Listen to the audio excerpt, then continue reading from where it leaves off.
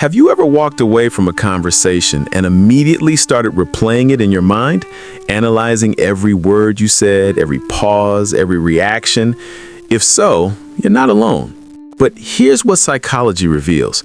This isn't just overthinking. It's your brain doing something most people's brains simply don't do.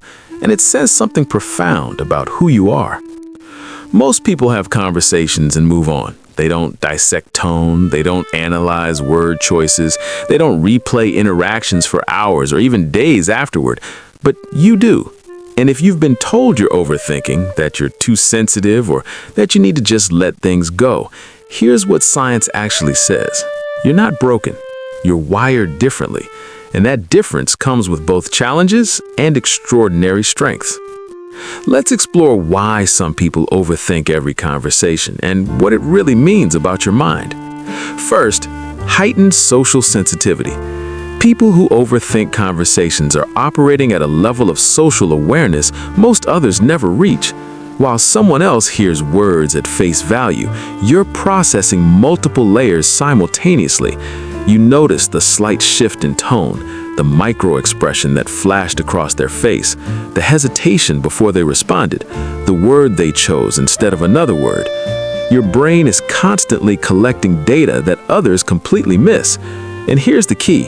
It doesn't stop when the conversation ends. Your mind keeps processing because it hasn't finished analyzing yet. This is called high social monitoring, and research shows it often develops in people who grew up needing to read others accurately for safety or acceptance. Maybe you learned early that people don't always say what they mean. Maybe you had to gauge moods before speaking.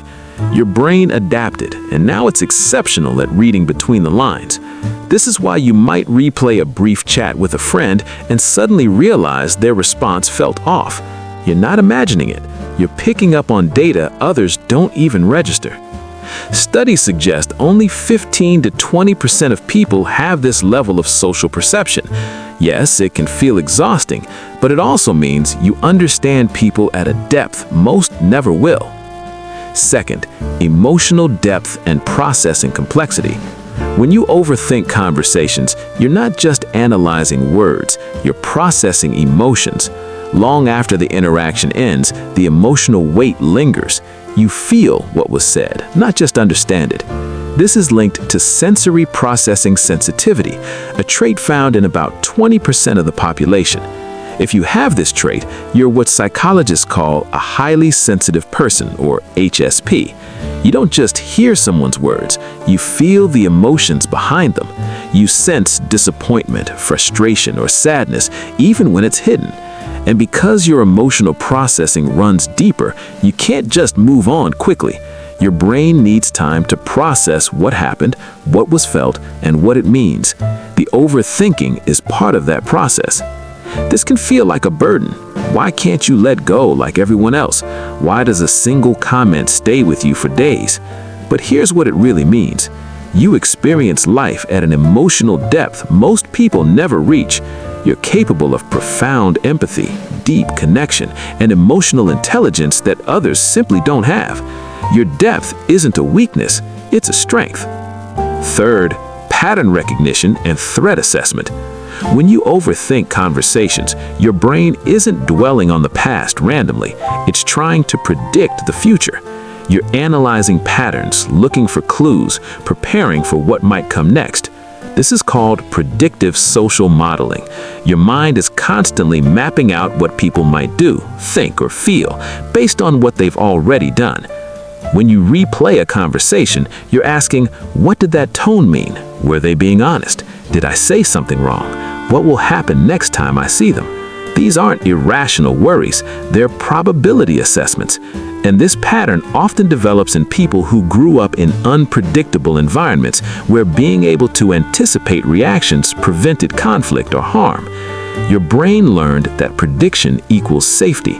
Even now, in objectively safe situations, it keeps running this program. It replays conversations not to torture you, but to gather information and prepare you. And here's the thing, you're often right. When you get a gut feeling something's off, you usually are correct because your brain has been collecting subtle data others miss entirely. Fourth, metacognitive self-awareness. People who overthink conversations are deeply self-reflective. You don't just think about what others said, you analyze what you said, how you said it, whether you came across the way you intended, whether you should have phrased something differently, whether your tone was right, whether you interrupted at the wrong moment. This is metacognitive awareness, thinking about your own thinking, and it's much rarer than you might assume. Most people go through life without deeply examining their own behavior, motivations, or communication patterns. They say what they say and move on. You don't. You constantly evaluate and reflect. When you replay conversations, part of what you're doing is assessing yourself. Did I sound stupid? Did I talk too much? Did I come across as awkward? Should I have said that differently? Did I offend them? Did they understand what I really meant? This can feel like harsh self-criticism, and sometimes it is. You focus on every awkward pause, every poorly chosen word, every moment you wish you could take back. But it's also a form of growth. You're someone who genuinely cares about how you show up in the world. You want to communicate well, connect authentically, and be truly understood. And because of that, you reflect on your interactions with a depth most people never reach. Research shows high self-awareness is linked to emotional intelligence, empathy, and personal growth. People who regularly reflect on their behavior are better able to learn from mistakes, improve relationships, and develop deeper self-understanding. But there's a shadow side. When self-reflection becomes self-judgment, it turns painful. You replay conversations not to learn, but to beat yourself up. You spiral into shame about things that probably weren't even noticeable to others. If this resonates, understand this. Your self-awareness is a profound strength, but it needs balance with self-compassion. The fact that you care so deeply about how you communicate, how you're perceived, and how you impact others is beautiful. It shows character and emotional maturity. Most people don't think about these things at all.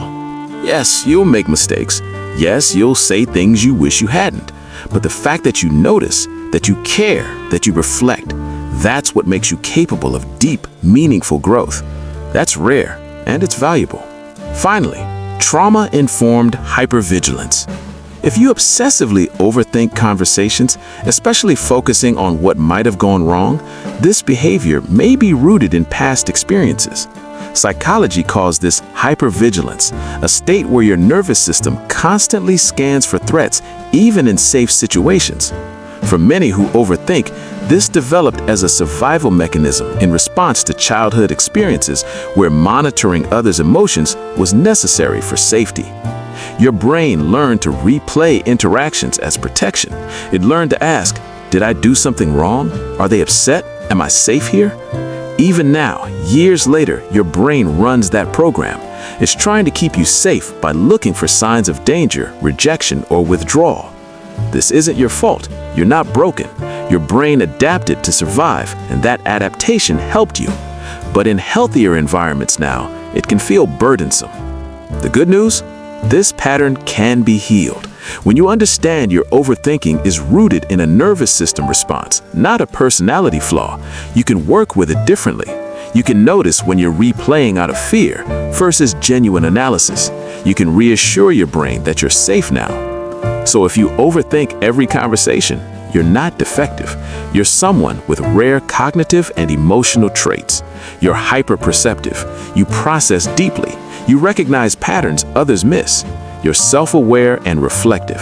These traits developed because they once helped you survive and adapt. The goal isn't to stop overthinking entirely. It's to understand why you do it and work with your brain, not against it. Give yourself permission to analyze when needed, but also permission to let go when you can. Not every conversation holds hidden meaning. Not every interaction requires dissection. You're rare. You're perceptive. You're deep. And the world needs people who think, feel, notice, and care the way you do. You're not overthinking. You're deeply thinking. And that's not a flaw. That's a gift.